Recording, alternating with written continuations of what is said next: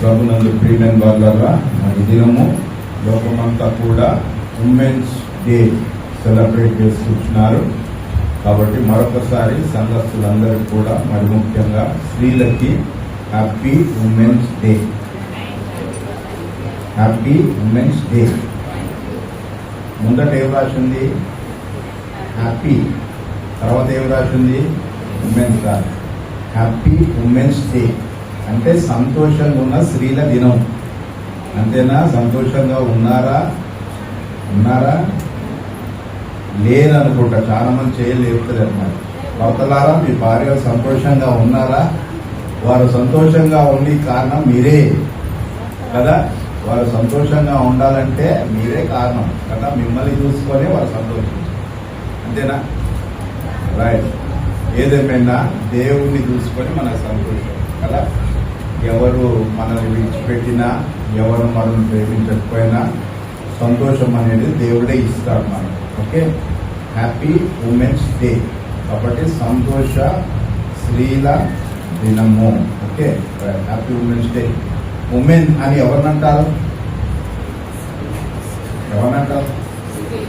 జవాబు చెప్పండి. స్త్రీలని అంటారు, పురుషులు అంటారు. స్త్రీల వాళ్ళే వస్తుంది. స్త్రీ అని ఎవరినంటారు? స్త్రీ అని ఎవరంటారు? పుట్టిన పాపని స్త్రీ అంటారా? అయ్యో స్త్రీ పుట్టిందంటారా? యవన బిడ్డను పట్టుకొని స్త్రీ అంటారా? స్త్రీ అని ఎవరినంటారు? వివాహమైన ఏమంటారు? అమ్మాయిని స్త్రీ అంటారు. ఓకే, ఏమంటారు? వివాహమైన మహిళని స్త్రీ అంటారు. ఓకే, వివాహమైన మరి ఆమెని మనము స్త్రీ అని పిలుస్తాం. చిన్నపిల్లలు, కన్యకలు, యవనలు, స్త్రీలు. ఓకే, అంటే వివాహమైన వారిని స్త్రీగా మనం పిలుస్తుంటాం. అంటే ఈ హ్యాపీ ఉమెన్స్ డే అంటే ఎవరిది? వివాహమైన వారు కదా. యవనస్తులు కాదు, పిల్లలు కాదు. వివాహమైన ప్రతి మనిషి కూడా స్త్రీగా ఉమెన్ గా అవుతారు. ఓకే, కాబట్టి ఉమెన్స్ డే, స్త్రీ ఉమెన్స్ డే. ఓకే, స్త్రీ మరియు వివాహమైనాక స్త్రీగా లేదా ఉమెన్ గా పిలుస్తుంటారు. స్త్రీ చాలా ప్రాముఖ్యమైన వ్యక్తి. దేవుని యొక్క వాక్యంలో చూసినట్లయితే చాలా ప్రాముఖ్యమైన వ్యక్తి స్త్రీ. ఒకవేళ మనం చూసినట్లయితే స్త్రీ ద్వారానే పాపం లోకానికి వచ్చింది. అంతేనా? ఎప్పుడొచ్చిందంటారు? కొంతమంది తెలంగాణ ఉంటారు, అందుకే చెప్తారు. ఎప్పుడొచ్చింది పాపము లోకంలోకి? దేవుని యొక్క ఆజ్ఞ అతిక్రమించారు.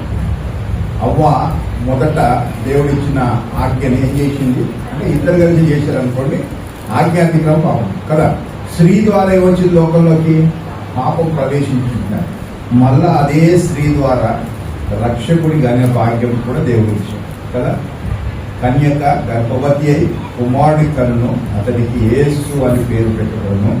యేసు అన్న మాటకు అర్థం ఏంటి? తన ప్రజలకి వారి పాపం నుంచి రక్షించును. అర్థమైనా? కాబట్టి రక్షకుడు కూడా ఎక్కడికి వచ్చాడు? స్త్రీల నుంచి వచ్చాడు. ప్రాముఖ్యమైన పాత్ర. పాపము ఒక స్త్రీ ద్వారా వచ్చింటది.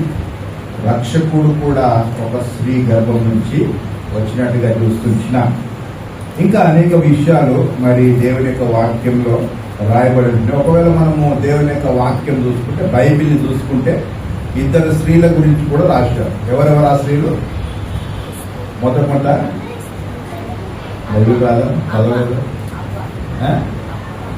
బైబిల్లో రాయబడిన ఇద్దరు స్త్రీల వాళ్ళ గురించి ప్రత్యేకమైన గ్రంథాలు రాయబడి ఉన్నాయి. రూతు, ఎస్తేర్ గురించి కదా. అంతేనా? వేరే పేరు వస్తున్నాయి. 2 గ్రంథాలు రాయబడినాయి బైబిల్లో. ఎవరెవరి అంటే రూతు గ్రంథం రాయబడినది, ఎస్తేర్ గ్రంథం రాయబడింది. రూతు విషయంలో చూసినట్లయితే వెరీ ట్రాజడీ స్టోరీ కదా. మోయాబు స్త్రీ ఏంటది, విధవరాలు ఏంటున్నది, బెత్లెహేంకి వచ్చినట్టుగా చూస్తున్నా. ఎస్తేర్ గురించి చూసినట్లయితే కూడా ఎట్లుంటున్నది, తల్లిదండ్రులు కోల్పోయింటది, పినతని పెంచాడు. తర్వాత ఆమె యూదురాలైనది, కానీ పారసిక రాజు అన్య రాజుని వివాహం చేసుకున్నట్టుగా చూస్తున్నాం. వివాహం చేసుకున్నప్పటికీ కూడా మరి ఎస్తేర్ ఏం చేసిందంటే తన జనులని రక్షించుకోగలిగి ఉంటారు. అర్థమైందా? హార్డ్ టాస్కే. రాజేంద్రుడు పోయి రాజును కన్విన్స్ చేపించి ఆ పాఠ్యభాగంతో వేరే ఉంటుంది. అంటే ఏంటంటే ఈ విషయాలన్నీ నేను ఏం చెప్తున్నానంటే స్త్రీ యొక్క పాత్రలు ఉంటున్నాయి వాక్యంలో. చాలా మట్టికి ఏంటంటే చాలా బాధాకరంగా దుఃఖకరంగా ఉంటున్నాయి. అయినప్పటికీ ఆశీర్వాదకరంగా మరి స్త్రీలు పరిగణింపబడుతున్నట్టు చూస్తున్నాం. అంతేకాకుండా దేవుని యొక్క వాక్యంలో చూసినట్టే అబీగయలు ఉంటున్నది. అబీగయలు యొక్క భర్త ఎలాంటి వాడు? నాబాలు మూర్ఖుడు అయించున్నాడు, దుర్మార్గుడు అయించున్నాడు, దుష్టుడు అయించున్నాడు. దావీదుని చంపనికి వస్తున్నప్పుడు ఆ భార్య తన కుటుంబాన్ని రక్షించుకున్నట్టుగా చూస్తున్నాం. అబీగయలు తన పెనిమిటి తన కుటుంబాన్ని చావకుండా మరి ఆమె కాపాడుకున్నట్టుగా చూస్తున్నాం. తర్వాత చూసినట్టయితే ఇంకొక స్త్రీ ఉంటున్నది, ఆపేలు అన్న స్త్రీ. ఆమె పట్టణాన్ని కాపాడుకున్నట్టుగా చూస్తున్నాం. సో ఇలా ఈ విధంగా స్త్రీలు మరి గొప్ప కార్యం చేసిన వారు కూడా ఇంకా అనేకులు ఉంటున్నారు. నూతన నిబంధనలు కూడా ఉంటున్నారు. అంతేకాకుండా స్త్రీలు మరి ఈ సాహస కార్యాలన్నీ చేస్తున్నప్పుడు వాళ్ళ వెనకాల ఎంతో విషాదం, అంటే ఎంతో బాధాకరమైన పరిస్థితుల నుంచి ఎన్నో ఎదుర్కొన్నారు వాళ్ళు స్త్రీలు. ఓకేనా? తర్వాత చూసినట్లయితే మనము ఆదికాండంలో చూసినట్లయితే లేయా ఉంటుంది. లేయా అప్పుడు ఎలాంటిదంటే ఆ స్త్రీ మరి భర్త ద్వారా ద్వేషించబడిన స్త్రీ. ఎన్నోసార్లు మరి ఆమె దేవుడు నన్ను జ్ఞాపకం చేసుకున్నాడు అని ఒక కుమారుడి గంటది. అందుకే తర్వాత దేవుడు నన్ను చూశాడనేసి పెట్టుకైతే భర్త ద్వేషించాడు. మరి భర్త యొక్క ప్రేమను ఆమె పొందుకోలేకపోయింది, కానీ ఆమె దేవుని ప్రేమను పొందుకున్నట్టుగా చూస్తున్నాం. ఆ తర్వాత చూసినట్టయితే అన్న విషయంలో చూసినట్టయితే కూడా అన్న ఇద్దరు తోటి కోడలు ఇన్ ద సెన్స్ ఇద్దరు భార్యలు కాబట్టి పెనినా ఉంటున్నది, అన్న ఉంటున్నది. ఈ అన్నాని పెనినా ఎప్పుడు కూడా చాలా బాధపరిచేది. అంటే కుటుంబాల సాధారణంగా జరుగుతుంటుంది. తోటి కోడలు ఉంటే ఒక కోడలు డామినేట్ చేస్తూ ఉంటుంది, అంచువేనికి ప్రయత్నం చేస్తారు, ఇలాంటి పరిస్థితులు. తర్వాత కొన్ని కుటుంబాలు ఏంటంటే అత్తగారి ద్వారా ఎన్నో మరి బాధాకరమైన సంగతులు వింటూ ఉంటాం, జరుగుతుంటాయి. మరి ముఖ్యంగా ఈ ఇండియన్ కల్చర్ ఏంటంటే అత్తగారులు కానీ వదినలు కానీ డామినేట్ చేస్తూ ఉంటారు. అర్థమైనా? సో ఇలాంటి అంతా కూడా ఎన్నో విషయాలు మరి స్త్రీలు వాళ్ళు ఏంటంటే ఎదుర్కొనే పరిస్థితులు ఇంకా అనేకమైన ఉంటున్నాయి. అర్థమైనా? ఒక స్త్రీ ఎప్పుడైతే వివాహం చేయబడినదో ఆ రోజు నుంచి తన జీవితం అంతా కూడా మార్పు, ఎన్నో కష్టాలు, బాధలు, రెస్పాన్సిబిలిటీస్, సాక్రిఫైజెస్ ఇవన్నీ కూడా స్త్రీ యొక్క జీవితంలో జరుగుతూ వస్తుంటున్నాయి. చిన్నప్పుడు ఒక విధమైన మరి సంతోషం ఉంటుంది, యవనస్తుల తర్వాత ఒక విధమైన, వివాహం కలిగిన తర్వాత వారి యొక్క మరి పరిస్థితులు ఏ విధంగా ఉంటే రెస్పాన్సిబుల్ బాధ్యతలు, తర్వాత భారాలు, తర్వాత మరి కుటుంబ యొక్క బాధ్యతలు, ఇవన్నీ కూడా పిల్లల విషయంలో సాక్రిఫైజ్, ఇవన్నీ కూడా మరి ఒక స్త్రీ జీవితంలో కలుగుతున్నట్టుగా చూస్తున్నాం. కాబట్టి ప్రియమైన వాళ్ళగా మరి స్త్రీ పాత్ర ఎంతో ప్రాముఖ్యంగా దేవుని యొక్క వాక్యంలో మనం చూస్తున్నాం. అంతేకాకుండా స్త్రీలు ఒకవేళ మరి గృహానికి మరి అయ్యగారు సాయంత్రమే మరి ఆఫీస్ అయిపోయిన ఇంటికి రాగానే ఒకవేళ భార్య కనిపించలేదు అనుకోండి, భార్య కనిపించే అటు చూస్తున్న అన్ని రూమ్లు ఎక్కడ కనిపించే అరే అమ్మేదా ఫస్ట్ అవుతుంది. అంటే స్త్రీ యొక్క ఆ పాత్ర కుటుంబంలో ఎంతో ప్రాధాన్యం కదా. భర్తలు చాలా మట్టుకు ఏంటంటే స్త్రీల మీద కుటుంబాన్ని కానీ బాధ్యతని కానీ విడిచిపెడతారు. అది మంచిది, అది వాక్యానుసారం, అది అర్థమైందా? ఎందుకంటే వాక్యంలో క్లియర్గా అనేక విషయాలు రాసిన స్త్రీ కుటుంబాన్ని కట్టుకోవాలనేసి చక్కగా రాసినాయి. ఎన్ని కష్టాలు వచ్చినా, ఎన్ని పరిస్థితులు మారినా, ఏమైనా అవమానాలు వచ్చినా, ఏదైనా కానీ సహిస్తూ స్త్రీకి దేవుడు ఇచ్చిన పాత్ర ఏంటంటే కుటుంబాన్ని కట్టుకునే బాధ్యత స్త్రీకి ఇచ్చినట్టుగా చూస్తున్నాడు. కాబట్టి ఒకవేళ కుటుంబంలో ఒకవేళ తోటి కోడలతోటి ప్రాబ్లం ఉండొచ్చు, నీకు సమస్య ఉండొచ్చు, అయినా కానీ నువ్వు కుటుంబం కట్టుకోవాలి. అత్తగారితో సమస్య ఉండొచ్చు, ఎదుర్కొని నువ్వు కుటుంబం కట్టుకోవాలి. తర్వాత మరి నువ్వు నీ భర్త ద్వారా ద్వేషించబడచ్చు, నో ప్రాబ్లం, అయినా కానీ నువ్వు కుటుంబం కట్టుకోవాలి. అర్థమైనా? నువ్వు కట్టుకోగలుగుతావు, నువ్వు సహించగలుగుతావు, నువ్వు నిలబడగలుగుతావు. కాబట్టి దేవుడు నీకు ఆ పాత్ర ఇచ్చాడు. అర్థమైనా? చాలా జాగ్రత్తగా దేవుని యొక్క వాక్యాన్ని మనం గమనించాలి. దేవుని యొక్క వాక్యం ఏం చెప్తుందో దాని ప్రకారం మనం జీవించాలి. అంతేగాని మనం ఇష్టానుసారంగా జీవించడానికి వీలు లేదు. మనం దేవుని మందిరానికి వస్తుంటాం, దేవుడిని నమ్ముకున్నాం కాబట్టి దేవుని వాక్యానుసారంగా జీవించాలా. దేవుని వాక్యానుసారంగా జీవిస్తానని ఒప్పందం చేసుకున్నావు కాబట్టి దేవుడు నేను ప్రేమించి రక్షించాడు.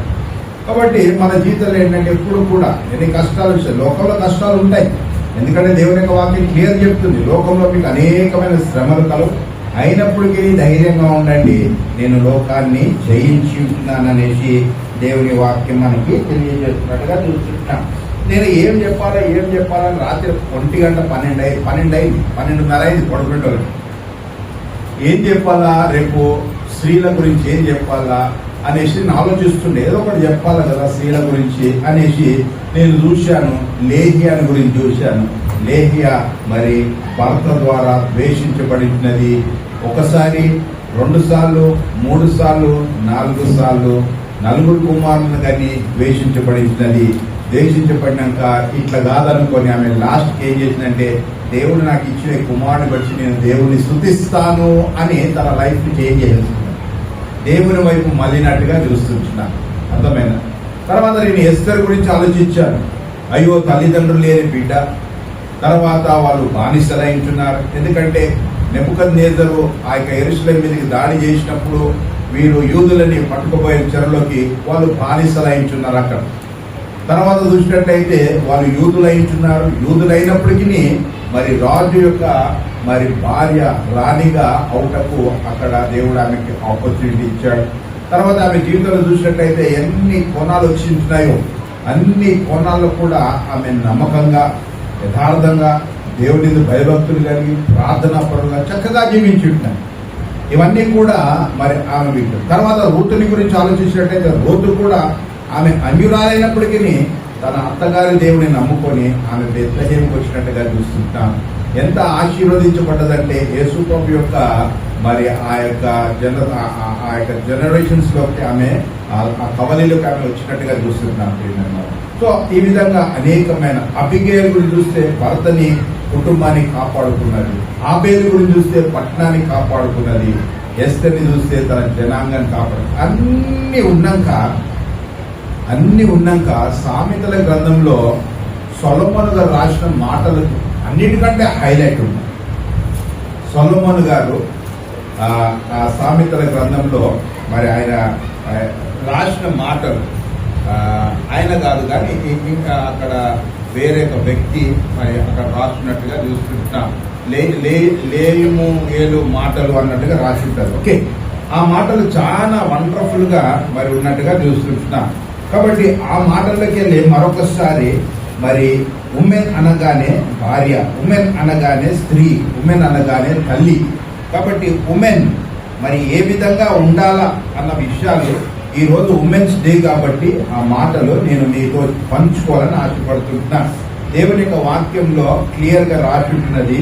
మరి ఏమని రాసి ఉంటున్నదంటే మనం చూసుకుందాం. చూడండి, సామెతల గ్రంథం 31వ అధ్యాయం.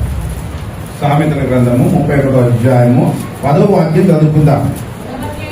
గుణవతి అయిన భార్య దొరుకుట అరుదు, అట్టిది ముత్యము కంటే అమూల్యమైన. స్త్రీ గురించి రాస్తున్నాడు చక్కగా. స్త్రీ గురించి రాస్తున్నాడు. ఏమని రాస్తాడు? గుణవతి అయిన భార్య. గుణవతి, మంచి గుణం. భార్యకి ఎట్లుండాలంటే ఏముండాలంట? హలో, నేను ఎందుకు చెప్తున్నానంటే మీ గుణం లేదు ఉన్నదని నా ప్రశ్న కాదు. ఎప్పుడు దేవుడు వాక్యం చెప్తున్నప్పుడు మనం ఏం చేయాలంటే, ఒకవేళ నేను ఎక్కడైనా మిస్ అయిపోయినేమో నా కుటుంబంలో, నా భర్త ఎదుట, నా కుటుంబంలో నేను ఎక్కడైనా ఏదైనా మిస్ అవుతున్నానా అని మనం దేవుడికి భయపడేవారం, మనం దేవుడికి సమర్పించుకునేవారం. కాబట్టి వాక్యం ఏం చేస్తుందంటే ఎప్పుడు కూడా మనల్ని కూర్చుంటుంది లేదా మనతో మాట్లాడుతుంటుంది. మాట్లాడినప్పుడు మన జీవితాలని ఆ విధంగా మనం చేసుకోవాలి. అనేకులకు ఉండదు ఈ తరుణం వాక్యం ద్వారా మాట్లాడబడడం. దేవుడు నీకు ఇచ్చాడు. చక్కని సంఘంలో నేను దేవుడు నాటింటున్నాడు. చక్కని మాటల ద్వారా దేవుడు మాట్లాడుతున్నాడు. కాబట్టి మరి మనం సర్దిద్దుకోవాలి. కాబట్టి ఇక్కడ ఏమంటున్నాడంటే భార్య గురించి మాట్లాడుతున్నాడు. గుణవతి అయిన భార్య, చక్కని గుణం ఉండాలి భార్య. ఏముండాలండి? తెలుసాలంటే ఎంత గుణవత్రాలమ్మా. నీ కోడలు ఎంత గుణవంతురాలన్నా కదా. ఎంత మంచిగా అనిపిస్తుంది అత్తగారికి. అమ్మ నా కోడలా, కొంతమంది అంటారు అమ్మ నా కోడలా. అర్థమైంది. సాక్ష్యం కాపాడుకోవడం చాలా ప్రాముఖ్యం. సాక్ష్యం కాపాడుకోవడం చాలా ప్రాముఖ్యం.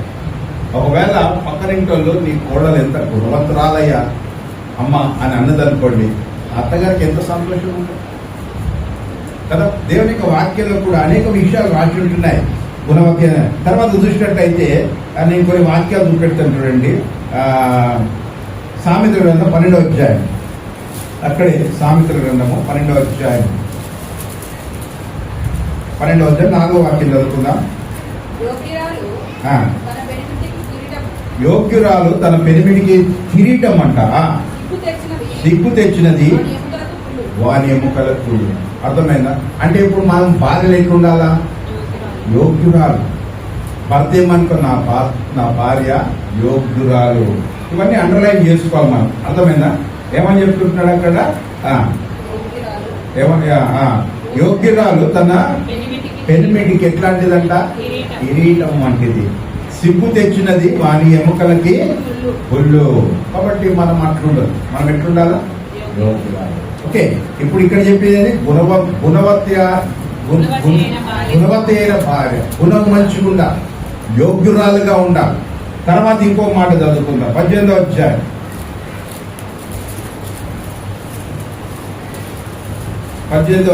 22వ వాక్యం చదువుకుందాం.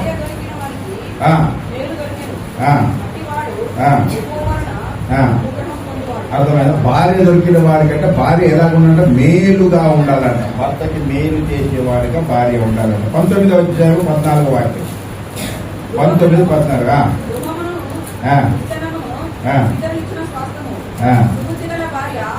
సుబుద్ధి గల భార్య. అర్థమైందా? భార్యల గురించి ఎంత ఉమెన్స్ డే, ఉమెన్స్ సుబుద్ధి ఎందుకు చూస్తున్నాం ఇప్పుడు? మొట్టమొదటి ఇక్కడ చూసినట్లయితే ఏమంటుంది ఇక్కడ?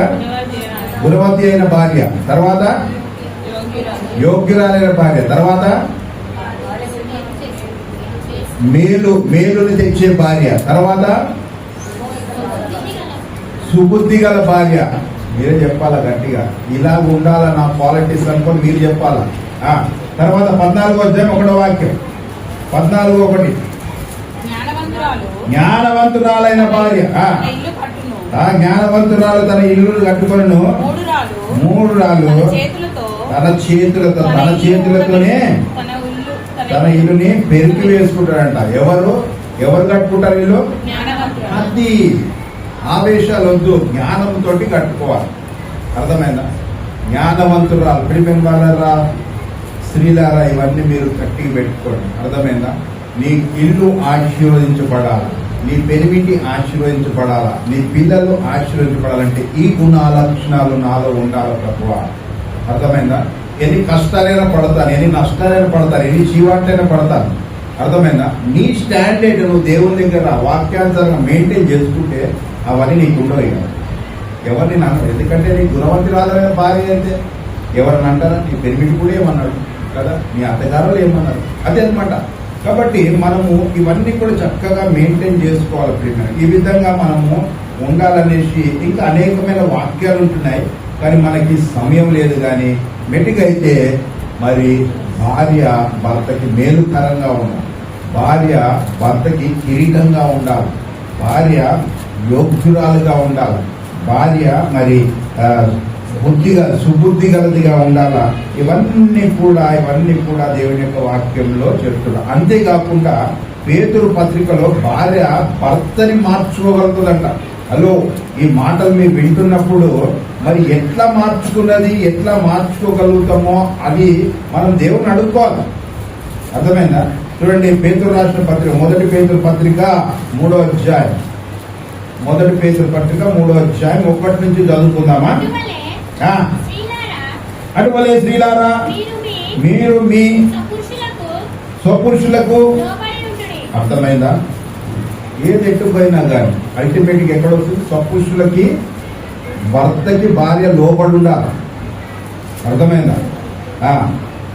అందువలన వారిలో ఎవరైనా వాక్యమునకు అవిధేయతలైతే వారు భయముతో కూడిన మీ పవిత్ర ప్రవర్తనను చూచి వాక్యం లేకుండానే తన భార్యల నడవడికల వలన రాబట్టవలసును అని చెప్తారు. అంటే భార్య పర్ఫెక్ట్ గా జీవించినట్లయితే వాక్యం లేకుండానే నీ భర్త నీ భయముతో కూడిన ప్రవర్తన చూసి ఆయన దేవుని వైపు మళ్ళీపోతాడు.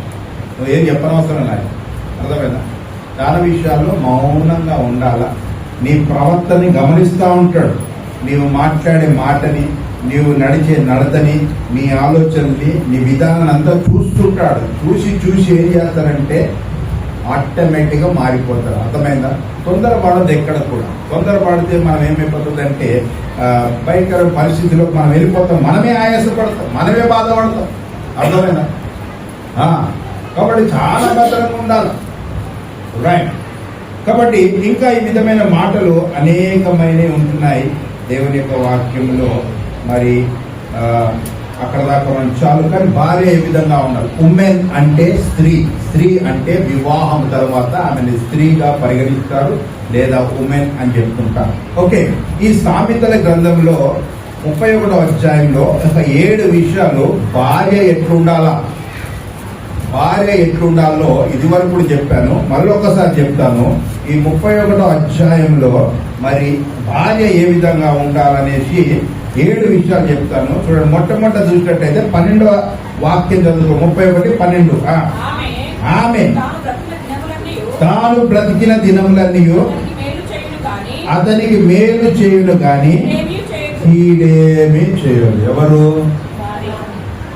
కాదండి ఆయన ఇట్లా, కాదండి ఆయన అట్లా, అవన్నీ క్వశ్చన్స్ దేవునికి అవసరం లేదు. ఆయన అట్లా, ఆయన ఇట్లా దేవుడు చూసుకుంటాడు. ఆయన సంగతి దేవుడు డీల్ చేస్తాడు. నీ సంగతి నీతో డీల్ చేస్తాడు. నువ్వు మాత్రం ఎట్లుండాలా? అర్థమైందా? ప్రియమైన వాళ్ళు చాలా జాగ్రత్తగా మనం, ఎందుకంటే దేవుడు చక్కని పాత్ర ఇచ్చాడు. నీ కుటుంబానికి కట్టుకునే పాత్ర, హౌ రెస్పాన్సిబిలిటీస్. కాబట్టి నువ్వు అన్ని విషయాలు ఎంత భద్రంగా ఉండాలి. అర్థమైందా? భద్రత లేదు ఈ దినాలలో. భద్రత లేదు. తల్లిదండ్రుల గారాభం ఎక్కువైపోతుంది, తల్లిదండ్రుల సపోర్టింగ్ ఎక్కువైపోతుంది, సంసారం కూలిపోతుంది. అర్థమైందా? వాక్యం ఏం చెప్తుంది? దాని ప్రకారం జీవించాలి మనం.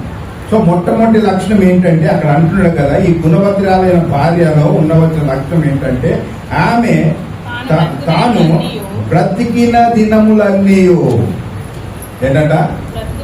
బ్రతికిన దినములన్నీ అతనికి మేలు చేయును గాని. అర్థమైందా? ఎవరికి? ఇది నేర్చుకో. నీ భర్తకి ఏం చేయాలి నువ్వు? నేను ఎప్పుడు బ్రతికిన దినము. తిట్టాడా, కోపం వచ్చి కొట్టాడా, పర్వాలేదు. నువ్వు చేస్తే నీ వైఖరిని బట్టి ఆయన మారిపోవాలి. అర్థమైనా? ఏ భర్త అయినా కూడా కొత్తగా పెళ్ళైనాక మాటలు వచ్చినప్పుడు కొంతమంది మాట ఎక్కువైతే చేయకుండా వేస్తుంది. ఎవరు లేపరని చెప్పండి.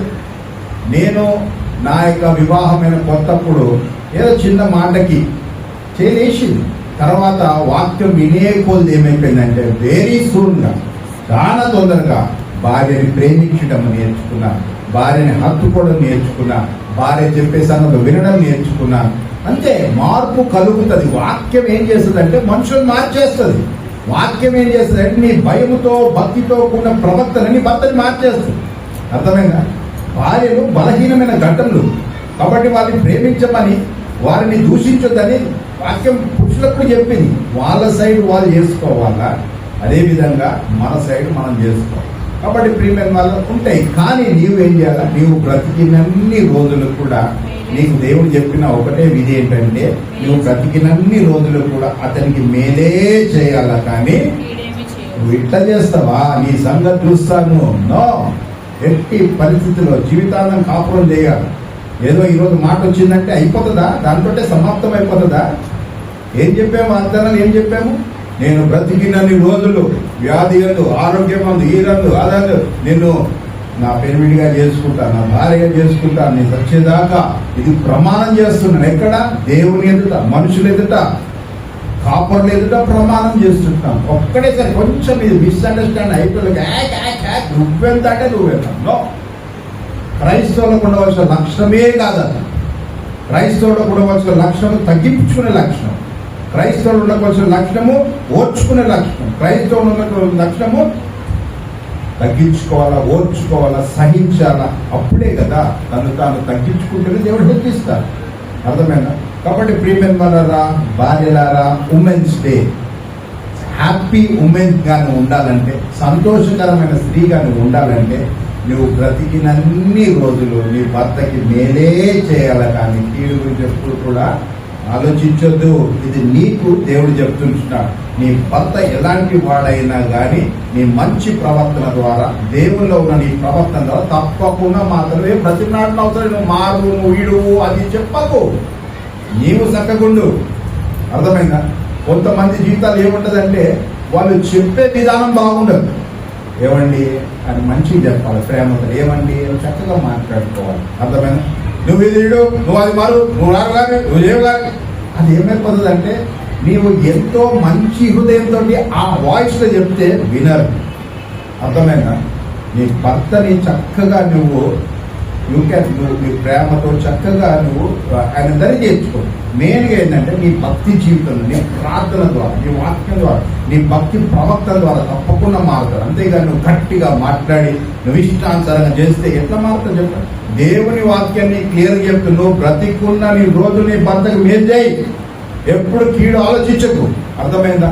ఒకవేళ తాగొచ్చాడా, ఏమండి ఎందుకు తాగుతున్నారండి, తాగొచ్చాడు. ఒకవేళ ఎందుకు కొడుతున్నారండి కదా, అబ్బో ఇంట ఆడిగా అనుకుంటావేమో. ప్రభువా, ఐఎమ్ ఫాలోయింగ్ యువర్ వర్డ్, నేను నీ వాక్యాన్ని నేను నడుస్తుంటున్నాను, నువ్వు సహాయం చేయి. తప్పకుండా చేస్తాడు దేవుడు. దేవుడు అన్యాయస్తుడుగా నేను చూస్తుంటున్నాడు, నేను ప్రేమిస్తుంటున్నాడు. అర్థమైందా?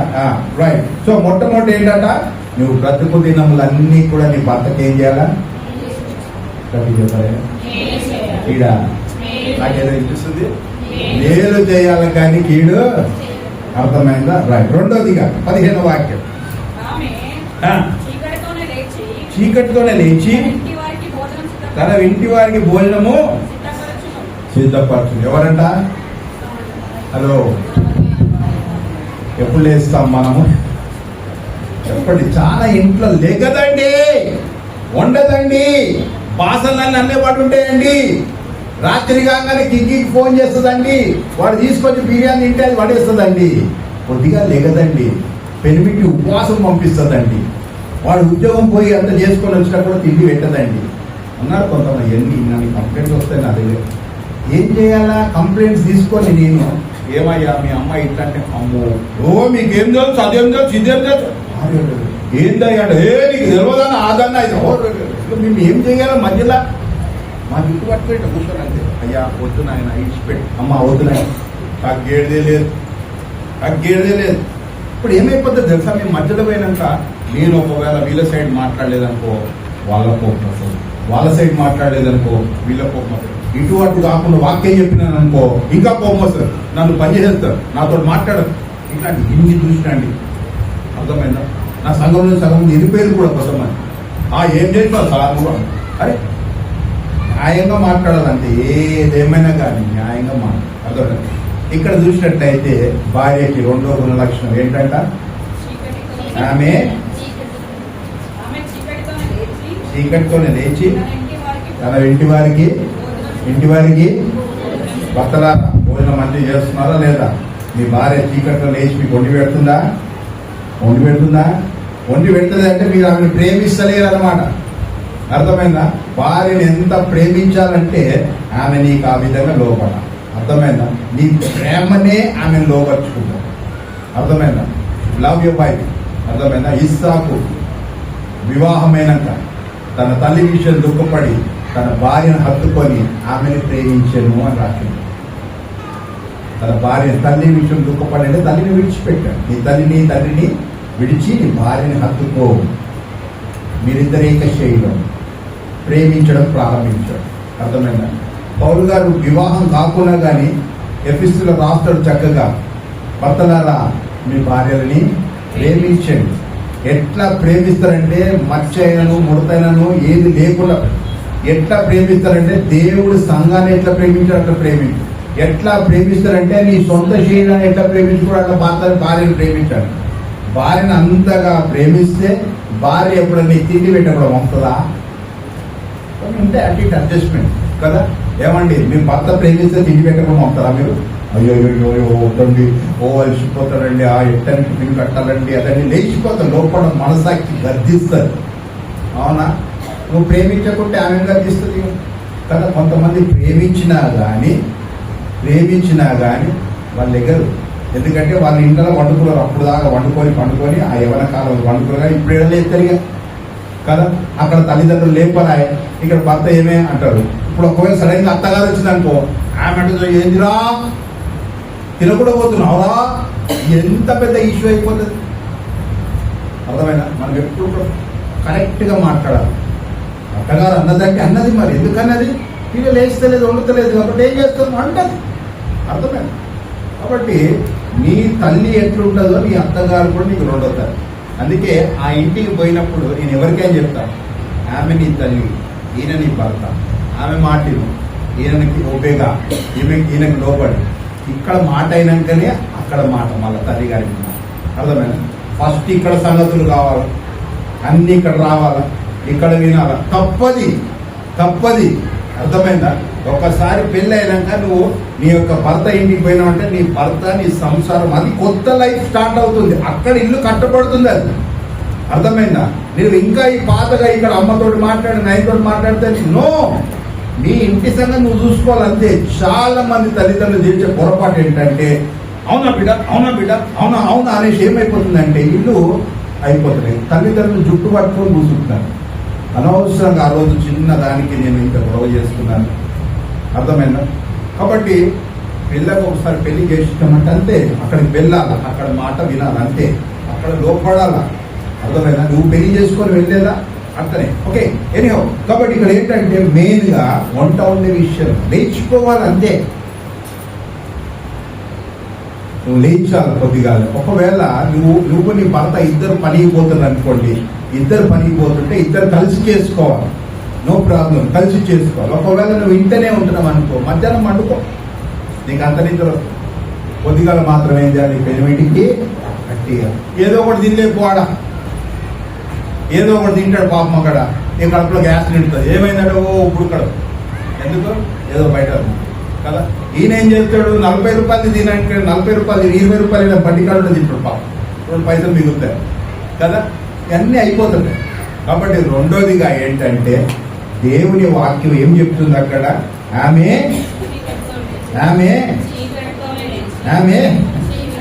చీకట్లోనే లేచి తన ఇంటి వారికి, అర్థమైందా? చీకట్లోనే లేచి తన ఇంటి వారికి ఏమవుతుందంట, భోజనం సిద్ధపడి. ఎవరిమే ఏమంటుండే అక్కడ, గుణవతి అయిన భార్య, వేరే భార్యలు కాదు. హలో, వేరే వాళ్ళ కోసం మాట్లాడతారు. గుణవతి వాళ్ళ భార్య చేసే పని, నువ్వు గుణవతి వాళ్ళ భార్య అయితే ఈ పనులు చేస్తావు. అర్థమైందా? రైట్. తర్వాత ఏం చేస్తుంది, దాని గురించి ఎక్కువ చెప్పని కొంచెం. ఈసారి అంతా ఆ దినాల్లో చీకట్లో లేచి చేసేవారు పనులు. ఈ దినాల్లో ఏం చేస్తున్నారు కదా, కనీసం తెల్లవారినాకనే లేచి ఏదో ఒకటి చేయాలి. Okay, right. మూడోదిగా కొంచెం బోర్ కొడుతున్నాడు, అయ్యా మాకే చెబుతుంటాడు, అమ్మ నువ్వు ఆశీర్వదించబడతావు. నేను మనుషులు చూసి ఎంత చక్కని భార్య నీకు, ఎంత చక్కని కోడలు మాకు కదా. అమ్మ మీ అత్తగారు అట్లా చెప్తుంటే మాకు కడుపు నిండుతుందమ్మా, మా భార్య మా యొక్క కోడలు గుణవంతురాలేదా, ఎంత చక్కని చెప్తా, నాకు పనులు తగ్గాయి, ఎంత మంది చూసుకున్నాడు, ఎట్లా బాగుంటుంది. అవును బిడ్డ, గాడ్ బ్లెస్ యు. అమ్మో అన్నాడు అనుకో, ఖతమే. అది ఎన్నికి మనకు చేయాలని ఉంటుంది, దాన్ని డైజెస్ట్ చేసుకొని మనం చేయాలని ఉంటుంది. చక్కగా నేర్పారు మా పిల్లలకి ఎట్లా ఉండాలి అసలు. ఓకే, వాళ్ళకి తెలియదు కాబట్టి మనము నేర్పాం. రైట్. మూడోదిగా చూద్దాం, 17వ వాక్యం. నడికట్టు చేత నడుము బలపరుచుకొని చేతులతో బలముగా పనిచేయదు. అమ్మ కొంచెం రొట్టెలు చేసి పెట్టామా ఇవాళ, మా చేయాలి అస్సలు. కట్టనిస్తలు చుట్టూ దూకొనిస్తలేవు. ఎందుకు? 2 రొట్టెలు చేసి పెట్టమ్మా, అన్నం తినలేకపోతున్నా అంటే నాకు చెయ్యలు అంతేనా? అమ్మ రొట్టెలు పెద్ద పని అండి, రొట్టెలు పెట్టండి. బయట తిరిగిన రొట్టెలు 2 పూలు తినకపోవాలి, ఇంట్లో మాత్రం రొట్టెలు పని పెట్టండి. ఎందుకు చేయరమ్మా మీరు రొట్టెలు? ఇంట్లో నా ముఖం చూస్తున్నారు, రొట్టెలు ఎందుకు చేయరు? అమ్మో మా చేతులు కదా. కొంతమంది ఉంటారట అన్నం వండడానికే పెద్ద ఇది, ఇక మన రొట్టెల సంగతి పక్క పెట్టేసి కదా. ఏం చేస్తాం, బలమైన పనులు చేస్తుందంట. బలమైన పనులు, ఇల్లు దుడుచుడు, ఇల్లు చదువుడు, బాసాలు దోముడు, పిల్లల బట్టలు ఉతుకుడు, బలమైన పని చేస్తుంది. ఎవరు చేస్తారు? కొంతమంది నీ బట్టలు ఉతుకో, నీ బట్టలు ఉతుకో, ఇగో బాసాలు ఎక్కువ దోము కదా. ఇవన్నీ బలమైన పనులు లేపారు, అవన్నీ చేసినట్టు పెట్టు కదా. కొంతమంది దేవుని అందుకు భయభక్తులు గల భర్తలు ఏం చేస్తారంటే వారిని ఎంతో ప్రేమిస్తారు. ఇవేమో అడ్వాంటేజ్ తీసుకుంటారు. ఆయన వచ్చినాక చేస్తాం, నాతో కాని పని కదా. మనతో హాయిగా అంటాడు, ఆయన రాని ఆయనతో మీరు ఆయన రాని అనుకుంటారు కదా. అవునా కాదు? Hello, happy women's day. ఇవన్నీ చేయాలి. గుణవంతురాలైన భార్య ఇవన్నీ చేయాలి. అర్థమైనా? గుణం లేకుంటే మాత్రం ఇవన్నీ చేయలేదు. అర్థమైనా? బలమైన పనులు చేస్తుందంట, అలసట ఉండదు, అన్ని చేసేస్తుంది. భర్త రాగా ఎందుకే చేసినాను, నేను చేస్తుంది కదా. పర్లేదండి, దేవుడు నాకు బలం ఇచ్చాడు కదా, దేవుడు వాక్యం విన్నాను నేను కదా, బలమైన పనులు చేయాలి. నేనంటారో మాట్లాడారు అక్కడ అంటున్నాడు.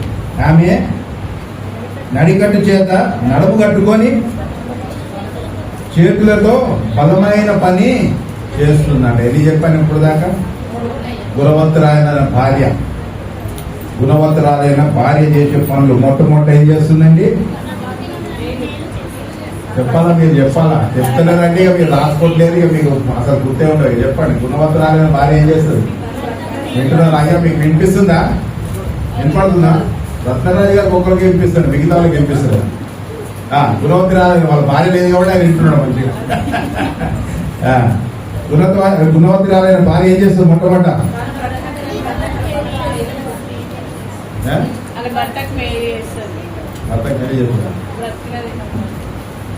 తన భర్తకి మేలే చేస్తుంది కానీ కీడు చెయ్యదు. ఓకే. రెండోదిగా ఎప్పుడు వేస్తుంది? ఇక్కడ లేచిపోయి ఏం చేస్తుంది? టీవీ చూస్తుందా, సెల్ ఫోన్ చూస్తుందా? ఫస్ట్ సెల్ ఫోన్ చూస్తుంది. ఇది మార్చి రాయాలి. ఇప్పుడు చీకట్లో లేచి ఫస్ట్ సెల్ ఫోన్ చూస్తుంది. ఎవరెవరు ఏం మెసేజ్ పెట్టారు, తర్వాత డిపిలు ఏమున్నాయి, తర్వాత స్టేటస్ ఏముంది, తర్వాత ఫేస్బుక్ ఎట్లుంది, ఇన్స్టాగ్రామ్ మళ్ళీ అది కొట్టున్నది, అది అటెట్టున్నది, టిగ్గర్ ఎట్టున్నది కదా. ఇంకేం చూస్తారు అట్లా కదా, అన్నీ చూస్తారా? అన్నీ చూస్తారు కదా.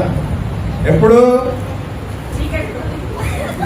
మీరు చూడండి, నేను లోపల మన వాట్సాప్లో అందరు ఉన్నాయి కదా, అందరు నెంబర్లు ఉన్నాయి కదా, చెప్తుంటే మళ్ళీ కానీ చెయ్యరు. ఇక అర్థమైనా ఏం లేదా? అందరు నెంబర్లు చూస్తారు. నేను చూసినాక వీళ్ళు ఎప్పుడు లాస్ట్ చూసిరనేది కనిపిస్తుంది. ఒకవేళ మరి రత్నరాజు గారు అనుకోండి, లాస్ట్ ఎప్పుడు చూశాడు అని చూస్తే 9 గంటలకే బంద్ చేశాడు. ఇంకోళ్ళని చూశారు, ఇంకో కూరగాయలు ఎప్పుడు 12 గంటలకు బంద్ చేశాడు. ఇంకో 3 గంటల దాకా మెలుపుడు. లాస్ట్ సీన్ అని 3 గంటలు, లాస్ట్ సీన్ 4 గంటలు, లాస్ట్ సీన్ 2 గంటలు పోయాము. చీకట్లోనే చూస్తారు. ఇంకొంతమంది early the morning 5 o'clock 4 o'clock చీకటిగా ఉన్నప్పుడు లేదు చూస్తున్నారు. అది మంచి చెప్తుంటారు, సీక్రెట్ చెప్తుంటారు. అలా అయ్యి ఎప్పుడు దాకా చూసేటప్పుడు మీరు చూడవచ్చు, కొద్దిగా ఎప్పుడు చూసేటప్పుడు చూడవచ్చు. అర్థమైంది? ఎందుకంటే లాస్ట్ ఎప్పుడు చూసారు, లాస్ట్ సీన్ అని రాస్తుంటారు. ఏడా లాస్ట్ సీన్ చాలా మంది 12 గంటలకి 1 గంటకి పంపిస్తున్నారు. వాళ్ళు ఏది ఏం పంపిస్తున్నారు? విందు పంపిస్తున్నారు. అంటే దినమంతా పాపం అలిచిపోయారు. మరి కొద్దిగా పెట్టాక చీకటి కాగానే ఎప్పుడు లేస్తారు మన దగ్గర కదా. కాబట్టి అట్లా అనమాట. అంటే బంద్ చేయకండి ఇప్పుడు చెప్తున్నారు. అది మన మనసాక్షి అంతే, దేవుడికి మనకున్న లెక్క. అర్థమైందా? కాబట్టి భద్రంగా ఉన్నారు. సరే, రెండోదిగా చీకట్లన్నీ లేచిపోయి ఏం చేస్తుందంట? సెల్ ఫోన్ చూడదంట. పిల్లలకి కూరగాయలు జరిగి వాటిని కడిగి అన్నం బియ్యం కడిగి ఎత్తలు పెట్టి పాలు కాచి కాఫీలు కాచి రొట్టెలు చేసి దోశలు చేసి ఇడ్లీ చేసి సాంబార్ చేసి ఎన్ని చేయాలి కదా. కొంతమంది ఇళ్ళలో ఒక్కరొక్కరు తినరు. వీడికి ఒక కూర ఉండాలా, ఆ పిల్లకి ఒకటి ఉండాలి, ఈయనకు ఒకటి ఉండాలి, 4 కూరలు. ఏమో అమ్మ ఇన్ని కూరలా గింత వండుతుంటుంది అన్న ఓ కదా. అట్లుంటుంది. కొన్ని చీకట్లో లేచి వాళ్ళ కుటుంబానికి ఏం చేస్తుందంట? భోజనము సిద్ధపరుస్తుంది. తర్వాత ఏం చేస్తుందంట? బలమైన పనులు, తన చేతితో బలమైన పనులు చేస్తాం. ఇక నువ్వు బలమైన పనులు చేతితో చేస్తున్నావంటే ఏంటి, బాగా తిని పంటవేమో, బాగా తిని కూర్చుంటావేమో, అన్ని ఉబ్బిపోయి ఏదో పని చేస్తే నరాలు ఏదో పని చేస్తే చెప్పు. చురుకుగా ఉంటే బక్కగా ఉంటావు, చురుకుగా ఉంటే అన్ని పనులు చేయగలవు. అర్థమైనా? ఈ నొప్పులు రోగాలు ఎందుకు వస్తున్నాయి? చురుకుగా ఉండకపోనికి గల కారణం. రోజు కొద్దిగా ఒక మైలు నాడు. ఎందుకు వస్తాయి? రోజు కొద్దిగా కొంచెం ఎక్సర్సైజ్ చేయి, కొద్దిగా ఇంటి పనులు చేయి చాలు కదా. నొప్పులు ఏడుంటాయి? నొప్పులు ఉండవు, పిండి విసుగుతావు, ఇంకేమైనా చేస్తావు బలమైన పని. Okay right. తర్వాత 20 వచ్చిన చదువుతాం. ఏంటంట? దీనులకు తన చేయి చాపును, దర్దులకు తన చేతులు చాపును. అంటే దానాలు చేస్తుంది అన్నమాట. అర్థమైందా? దాన ధర్మాలు చేస్తారు. బీదను చూస్తే ఆ మనసు ఒప్పదు, నాకున్న దాంట్లోనే కొంచెం ఇస్తా కదా. చేస్తారా? నాకే లేదేమి ఇవ్వాలా కదా. దేవుని వాక్యం అంటే చెప్తుంది, మనం ఎంత ఇస్తామో అంత దేవునికి ఇచ్చినట్ట. ఎవరికి? బీదలకి. బీదలకి అప్పించువాడు యెహోవాకు, బీదలకి దానం చేసేవాడు యెహోవాకు అప్పించువాడు అని కాదు. అర్థమైందా? అంటే ఒక బీదోడికి నువ్వు సహాయం చేస్తున్నావు అనుకో, యెహోవాకు అప్పించినట్టుగా అని చెప్తుంది. గుణవంతురాలైన భార్య ఎటుంటదంట? ఏం చెప్తున్నామే?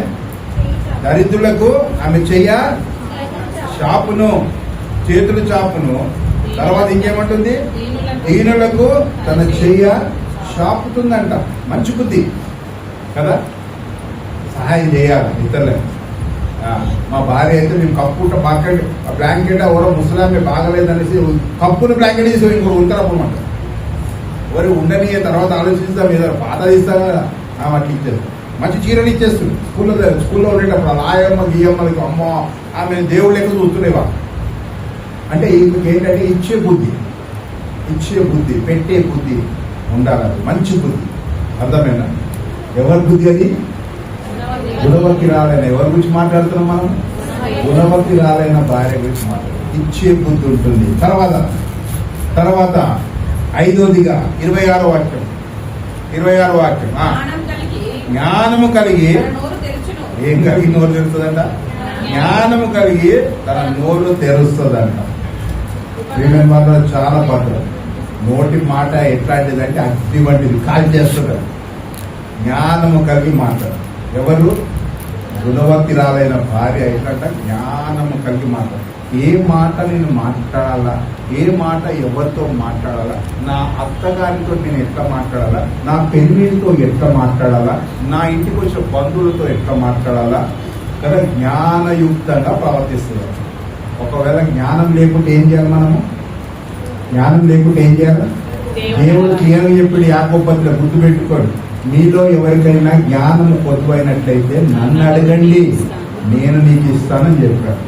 అందుకే సొలొమోను గారు రాజ్యాన్ని ఇచ్చినాక, ప్రభువా ఈ ప్రజలు నేనుటకు నాకు జ్ఞానం సరిపోదు, నాకు జ్ఞానం దయచేయి. నేను నా అత్తగారింటికి వచ్చాను, నాకు జ్ఞానం సరిపోదయ్యా, నేను గుణవత్తురాలైన భార్యగా ఉండాలనుకుంటున్నాను, నాకు జ్ఞానం దయచేయి, జ్ఞానయుక్తంగా నేను మాట్లాడటకు సహాయం. అందుకే దేవుని వాక్యం అంటది కదా, పాముల వలె వివేకంగాను పావురం వలె నిష్కపటంగా ఉండదు. అంత మంచి మాట కదా.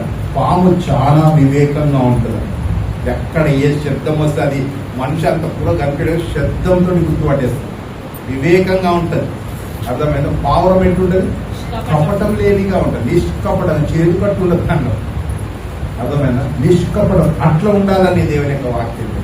కాబట్టి ప్రియమైన వాళ్ళ నోరు తెరిచినప్పుడంట జ్ఞానము కలిగి తన నోరు తెరుచునంట. అర్థమైందా? నోటి మాట పడిపోతే దాన్ని మళ్ళా సంపాదించుకోవాలి. అమ్మో ఆమె నా నోరు తెరిస్తే అబ్బో ఆ రోజు అట్లా అంతే మర్చిపోరిగా. కొన్ని సంవత్సరాలు, కొన్ని 30 సంవత్సరాలు అయిపోయినకు వస్తే ఎట్లుంది ఆమె నోరు అట్నే ఉందా కదా. మారినా కానీ వాళ్ళు మారినట్టు నమ్మలేమండి. ఎందుకంటే అలాంటి నోరు, మా కోడలు నోరండి, అమ్మో. అత్తగారు అంటున్నారట, మా కోడలు అమ్మో దాన్ని నోరు ఇప్పితే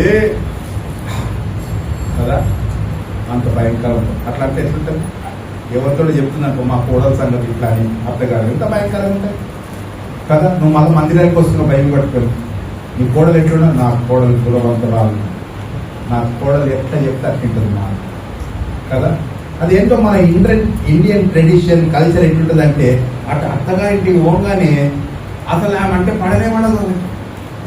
ఆ రివర్స్ కేసు ఎంత మంది ఉంటుంది కదా, ఆ అత్తగారికి కోడలంటే పడదు, కోడలకి అత్తగారు అంటే పడదు. కొన్ని కుటుంబాలే నా కోడలు ఎంత మంచిదండి, కొన్ని కుటుంబాలే నా అత్తగారు మా అమ్మ కంటే ఎక్కువ ప్రేమ ఉంటుంది. అట్లా ఎందుకుంటారు ఈ ఆడవాళ్ళు, ఎందుకుంటారు కదా? భర్తలతో ఏం ప్రాబ్లం ఉండదు, భర్తలతోటి కానీ మొగలతో ఏమంత ప్రాబ్లం. నేను ఎక్కడ ఎన్ని సంవత్సరాలు చూసినా కానీ ఇగో ఈమె వచ్చింది అంతే, వాడు మారిపోయిండు, వాడు ఏం మారడా, ఏమనుకుంటుంది నాకు ఫోన్ చేయలేదురా నిన్న చేసిన కథం అంతే. ఇక లేదంటే అర్థమైంది, ఓహో వచ్చింది కదా అమ్మగారు అందుకే నాకు ఫోన్ చేయదు. ఎంత రివర్స్ ఉంటుంది, ఫోన్లే పని మీద ఉందేమో, ఆ అత్తలంతే ఉన్నారు, వీళ్ళు చేసేడు అంతే ఉన్నారు. నువ్వు అట్లాంటి అప్పుడు ఒకటి 5 సార్లు ఫోనే చేయాలి, పో ఏం చేసుకుంటావు కదా. అంతేగాని అయ్యో అత్త బాధపడ్డారా సారీ ఇట్లా అయిపోయిందా, వీళ్ళు తగ్గించుకునే లేదు, వాళ్ళు వినేది లేదు, వాళ్ళు తగ్గించుకునే లేదు, వీళ్ళు వినేది లేదు. మళ్ళీ ఎంత పవిత్రంగా భక్తితో ప్రభువా సంవత్సరం అంతా వారమంతా కాపాడు కృతజ్ఞత అశుద్ధుడు స్తోత్రము బయటికి రాని వచ్చింది. ఆమె ఎందుకు వచ్చింది? అత్తగారు వచ్చిందా? ఎందుకు వచ్చింది? కొడలు వచ్చిందా? ఎందుకు వచ్చింది కదా. మళ్ళీ ఇక్కడ ఏంటి, ఎంతో భక్తి, అమ్మ ప్రేజలాడు, అయ్యా ప్రేజ, అయ్యా బాగున్నారు, ప్రేజలాడు, గీతలాడు, ఎంత ప్రేజలాడు, ఏమిది కదా, ఎంతో భయంకరమైన. కాబట్టి ప్రియమైన వాళ్ళ ఈ ప్రాబ్లం అంతా రానిగల కారణం ఏంటి తెలుసా? జ్ఞానంతో నీ నోరు తెరువు అంతే. సైలెంట్ స్పెక్టేటర్ ఉంది, ఏం ప్రాబ్లం ఉండదు. వాళ్ళు అన్నా తిట్టినా కొట్టినా మంచి మాట్లాడినా కానీ అంతే ఉండదు. ఎక్కువ పొగడతో చేస్తారు, వాళ్ళనుకుని నమ్మొద్దు, అర్థమైందా? ఓకే, ఈమెం చేస్తుందంట, జ్ఞానము కలిగి తన నోరు తెరిచెను అని చెప్పుకుంటున్నారు. జ్ఞానముతో మాట్లాడాలి. గుణవత్తిరాలైన భార్య ఏం చేస్తుందంట, జ్ఞానముతో నోరు తెరుస్తుందంట. అర్థమైంది? ఉత్తనే మాట్లాడదాన్ని, అవాకి మాట్లాడే చిల్లర మాటలు జ్ఞానయుక్తంగా నోరు తెరిచిందంటే ఈ మాటలో ఎంతో పవర్ ఉంటుంది. ఇప్పుడు ఏం మాట్లాడుతుందో అని ఎదురు చూస్తారు. జ్ఞానయుక్తంగా మాట్లాడాలి. ప్రియమైన వల్ల ఇవన్నీ కూడా ఏంటంటే మనం నేర్చుకుంటే మన కుటుంబాలు బాగుపడతాయి, మనల్ని బట్టించి మన పిల్లలు బాగుపడతారు, వారి సంసారాలు బాగుపడతాయి, వాళ్ళని బట్టించి వాళ్ళ కుటుంబాలు బాగుపడతాయి. ఇక్కడి నుంచి అదే జనరేషన్ అట్నే వస్తున్నది. అత్త కోడలు పడదు, అత్త కోడలు పడ, అత్త కోడలు పడ, అత్త కోడలు పడి ఇదే నడుస్తుంది. దేవుడు రాకడ వచ్చేదాకా కిందే ఉంటుంది. మళ్ళీ వాక్యం వింటలేరా? వింటున్నారు. వాక్యాన్ని చేస్తారు, నథింగ్, నో. వాక్యమే మా జీవితం, మా జీవితం. మీకు ఏమి తెలుసు అన్న మాట అంటారు. మీకు ఏమి తెలుసు అండి? ఆమె పెట్టే టార్చర్ ఏం తెలుసు? టార్చర్ పెట్టని టార్చర్ అంటే వెలిగించదు. నీకు ఎందుకు? నీకు వాక్యం చెప్పింది గట్టేను ఉండు, గదే చెయ్యి. మనుషులు నిన్ను నిందించి, హింసించి, దూషించి, నానా విధమైన మాటలు పలిగిన ప్రభునందు ఆనందించి అంటాడు. అర్థమైనా? నిందించి, హింసించి, దూషించి, నానా విధమైన చెడ్డ మాటలు మాట్లాడారు. జ్ఞానవంతురాలు ఏం చేస్తుంది? ఏమంటారు అక్కడ? గుణవతిరాలైన భార్య ఏం చేస్తుందంట? నోరు జ్ఞానంతో తెలుస్తుందని చెప్పారు. Okay, right. అందరూ ఉండిపోదు, మా సమయం అయితే. ఇంకా కేక్ కట్ చేసి ఉమెన్స్కి కేక్ కట్ చేయాలి. మీరు ఇంకా మా కేక్ పెట్టాలి. Okay, right. తర్వాత 6వదిగా చూసుకున్నట్టయితే 27వ వాక్యం చదువుతాం. 27వ వాక్యమా? ఆమె తన ఇంటి వారి నడకలను బాగుగా కనిపెట్టును. చాలండి. తన ఇంటి వారి నడతలని. ఇంటి ఎవరెవరు ఉంటారండి? ఒక భార్య ఉందనుకోండి, భార్యకి ఎవరుంటారండి? రెడీ చెప్పండి, నాకు చోటికి ఉంటారు. ఫ్యాన్ కాలే ఇంటి భర్త ఉంటాడు. తర్వాత ఎవరుంటారు? పిల్లలు ఉంటారు. తర్వాత ఎవరుంటారు? కొంతమంది ఉంటారు అత్తకుంటారు. అత్తగారు కొంతమంది అత్తగారు ఉండరు. అత్తగారు వస్తే అమ్మగారింటికి వెళ్ళిపోతారు కొంతమంది. గదేందో కదా, ఏమనలేదు దాన్ని. ఇండియన్ కల్చర్ అంతే కదా. కొంతమంది అత్తగారే ఉండరు. మాకు నయ్యం, మా అత్తగారు మా దగ్గరకు మా ఆవిడ. అర్థమైంది? అది భర్త చేతిలో ఉంటుంది. ఎట్లా మేనేజ్ చేసుకోవాలి, అమ్మని ఎట్లా మేనేజ్ చేసుకోవాలా, అత్తని ఎట్లా మేనేజ్ చేసుకోవాలి, భార్యని ఎట్లా మేనేజ్ చేసుకోవాలా, అవన్నీ కూడా భర్త ఉంటాడు. చక్కగా మాట్లాడుకోవాలి. మాట్లాడడం, కమ్యూనికేషన్ చాలా ఇంపార్టెంట్. భార్య భర్తలు మంచిగా ఉన్నప్పుడు కూర్చొని అయ్యా ఇది సంగం, అయ్యా ఇది సంగం, అమ్మ ఇది సంగం, అట్లా మాట్లాడుకున్నారా కదా. భార్య భర్తలు ఎప్పుడు మాట్లాడుకుంటారు? మాట్లాడుతారు. ఎంత మాట్లాడుకుంటే అంత మంచిది, అంత స్ట్రాంగ్గా రిలేషన్షిప్ బిల్డ్ అవుతుంది. భార్య భర్తలు కూర్చొని మాట్లాడుకోవాలి. అర్థమైందా? నేను గొప్పగా మా ఇంటి సంగతి చెప్తానే కానీ మా భార్య, మేము అప్పుడు స్కూల్లో పనిచేసేటోళ్ళం, నేను ఆఫీస్లో పనిచేసాను. సాయంత్రం రాగానే ఆమె స్కూల్ సంగతి చెప్తుండే, కొన్ని బోర్ కొట్టేటి. అయినా కానీ అవునా ఓ ఓ అని చెప్తుండే. ఆహా ఓహో కదా, చక్కగా వింటారా? నువ్వు చెప్పకపో రోజు అది చెప్తావు అంటే ఏమైపోతుంది, కథం అయిపోతుంది కదా. ఇక అంటే 2 రోజులు నువ్వు ఏమింటావు నా సంగతులు నీకు ఏం చెప్పాలి కదా. భార్య చెప్పే మాటలు చక్కగా వినాలి, గుర్తుపెట్టుకోండి. భర్త చెప్పే మాటలు కూడా అమ్మా ఇట్లా అట్లా. ఎప్పుడు ఘర్షణ వచ్చే మాటలు మాట్లాడుకోవాలి. ఘర్షణ వచ్చింది అనుకో, మీ అమ్మ ఇట్లా చేసిందంటే సరే పెద్ద మంచి చెప్తాను తిని మెల్లగా అది అట్లా రావాలా. నువ్వేం చెప్తావు ఎప్పుడంతే అట్లా మాట్లాడదు మనం కదా. క్రైస్తవుని యొక్క బుద్ధి లక్షణం అదిగా. గుణవంతురాలైన భార్య, సరే అండి మరి మీరు చూసుకోండి, మీరు మాట్లాడండి, కొంచెం నాకు కష్టం కలిగించింది మీ మాట, సరేలేగా నేను చూసుకుంటాను అంటే ఎంత మంచిగా ఉంటుంది కదా. కొంతమంది మాట్లాడుకోని 31 సంవత్సరమైన మా వివాహమై గొప్ప చెప్తలేదు నేను, ఎన్నో వచ్చాయి, మీకంటే అధికం వచ్చాయి. మా అమ్మ పెళ్లి చేసుకున్న కొత్తలోనే దర్శనం నుంచి పోవడం మన మా ఆవిడ చెంపది కొట్టింది. మా ఆవిడ ఇల్లు చేయించుకోలేదు. అర్థమైందా? ఇట్లాంటివి ఉంటాయి. మా భార్య ఇప్పుడు కొన్నిసార్లు అప్పుడు అన్ని అడ్జస్ట్ చేసుకున్నాం. అర్థమైందా? నేను మా అమ్మకి చెప్పాను, అమ్మ నీ కోడలే అది కూతురుతో సమానం, నీకేమైనా బాధ ఉంటే ఫస్ట్ నేను వచ్చాను నాకు చెప్పు, కంప్లైంట్ నాకు నేను దానికి సర్ది చెప్పుకుంటాను, అంతేగాని నువ్వు అరిచేయద్దాను. నా భార్య చెప్పిన, అమ్మ నువ్వు అట్లా ఘర్షణ పెట్టుకుంటే 10 మంది ఇంటే బాగుండదు, వాళ్ళ అక్క కూడా సరే ఊరంతా జరుగుతుంది, ఏమంటే నాకు చేస్తాను. హలో భర్తలు వింటున్నారా? నేను తప్పు చెప్తున్నానేమో. కూర్చొని మాట్లాడుకొని మంచిగా, ఒకవేళ పిల్లలు ఉన్నారు అనుకోండి, భార్య భర్తలు బయటికి పోవాలా, పిల్లలు ఎదురు కానీ మాట్లాడుకోదు, మళ్ళీ గుర్తుపెట్టు బయటికి పోవాలా, ఒక హోటల్లో కూర్చొని ఛాయ్ కప్పు ఏదో తాగాల, తాజ్ మహల్ పోయి పోతారా, పైసలు ఖర్చు అయిపోతాయి కదా. ఏమండి పోవాలన్నారు, గదే చెప్తున్నారు, గదే చేయరు కదా.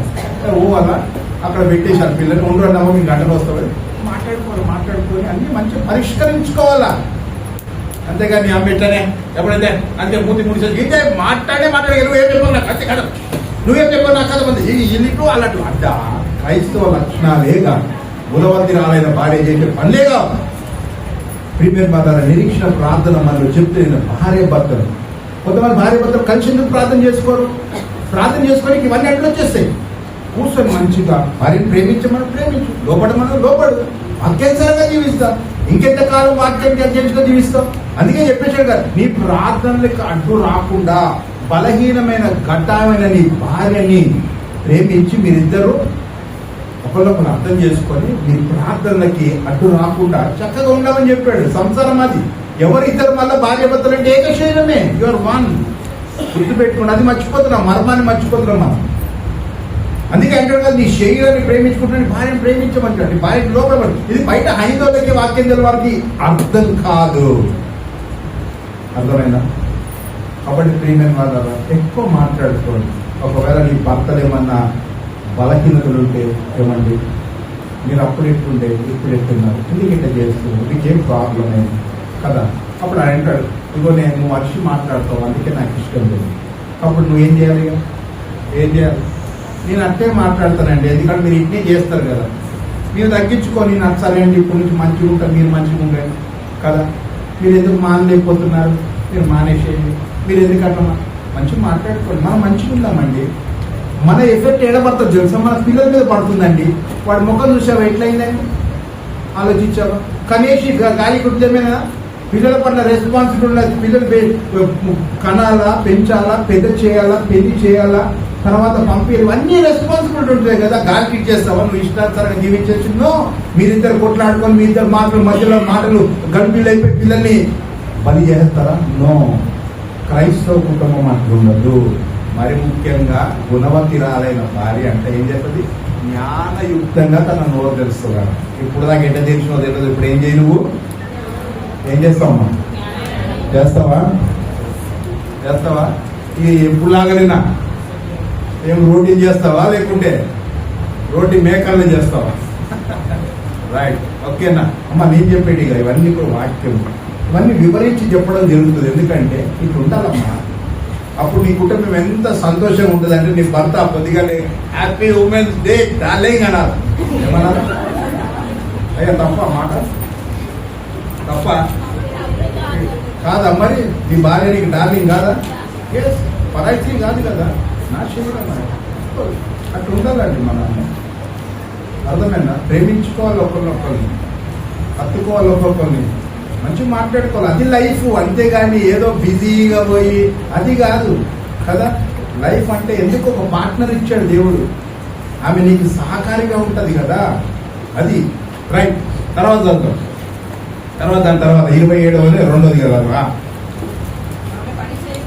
పని చేయకుండా భోజనము చేయదంట. మనమైతే పని చేయకుండా భోజనం చేస్తాం, పని చేయకుండా భోజనం చేస్తాం. పని చేయకుండా భోజనం చేయదంట, పని చేయకూడదు. కొంతమంది అంటే డివోట్ ఉంటారు, మంచిగా తప్పకుండా పని చేస్తారు. మా బాస్ ఎప్పుడు ఏం చేస్తా, Samuel, whatever task is given to you, first complete and then take rest. అరే నాకు ఇక చిన్న పనే ఉంది కదా, ఈ సాయంత్రం చేసుకుంటే అని కొద్దిగా రిలాక్స్ కాకు, అది కానే కదా. ఫస్ట్ డూ వర్క్, నీ పని చేసేసుకో, చేసుకున్నాక రిలాక్స్గా. అర్థమైందా?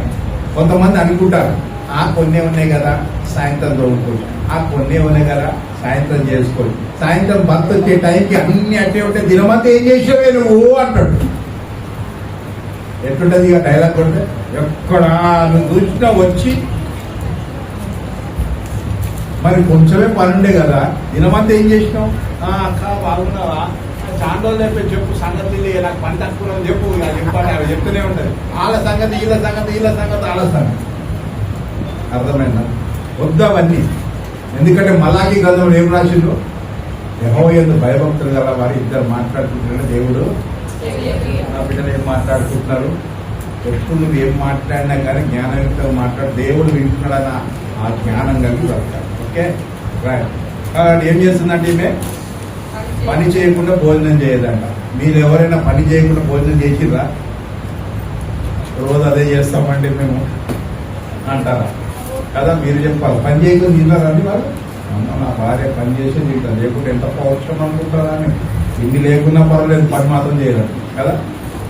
రైట్. కాబట్టి ప్రియమైన వాళ్ళ కులవంతురాలైన భార్య చేసే పనులు ఇవన్నమాట. ఇంకా అనేకమైన విషయాలు ఉంటాయి. కానీ ఈరోజు హ్యాపీ ఉమెన్స్ డే కాబట్టి మీరు హ్యాపీగా మీ బ్రతుకు దినములన్నీ చక్కని సంసారంతో, చక్కని పిల్ల పాపలతో, చక్కని భర్త ప్రేమని పొందుకుంటూ చక్కగా జీవించాలంటే ఇదిగో దేవుని యొక్క వాక్యం చెప్తున్నట్టు మనము నడుచుకోవాలి. ఒకసారి లాస్ట్గా 7 విషయాలు చూసేస్తాను చూడండి. తన బ్రతుకు దినములన్నీ కూడా ఆయనకి మేలే చేస్తుంది కానీ కీడు చేయదు. రెండోదిగా చీకటిలోనే లేచి తన ఇంటి వారికి అందరికీ భోజనం సిద్ధపరుస్తుంది. 3 తన చేతులతో బలమైన పనులు చేస్తుంది. 4 వీళ్ళకి దరిద్రులకి ఆమె చేయి చాపుతుంది. ఎంత చక్కని గుణవంతురాలు కానీ. తర్వాత జ్ఞానము కలిగి ఆమె తన నోరు తెరుస్తుంది. ఆమె తన ఇంటి వారి నడతలన్నీ ఎక్కడ పోయింటాడబ్బా ఈయన అని తెలిసిపోతుంది. అక్కడికే పోతాడు ఈయన అని తెలిసిపోతుంది.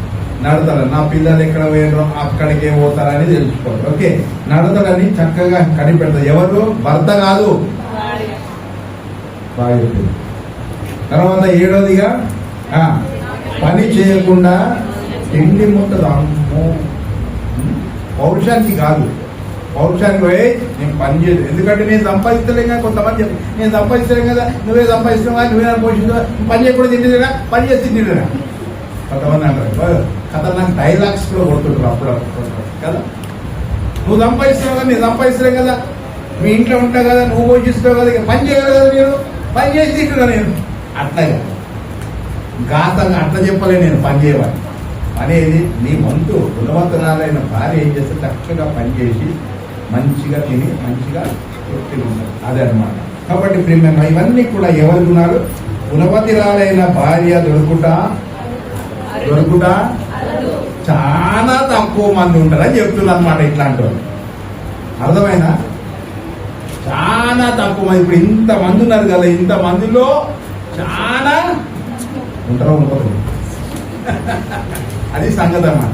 గుణవంతురాలైన భార్య దొరుకుట చాలా అర్థం ఏంటి? చాలా తక్కువ మంది. Very few people. అర్థమైందా? అందులో నువ్వు ఉన్నావా? అందులో నువ్వు ఉంటే ఎంత సంతోషం. అందులో నీవు ఉండాలని దేవుడు నీతో మాట్లాడుకుంటున్నాను.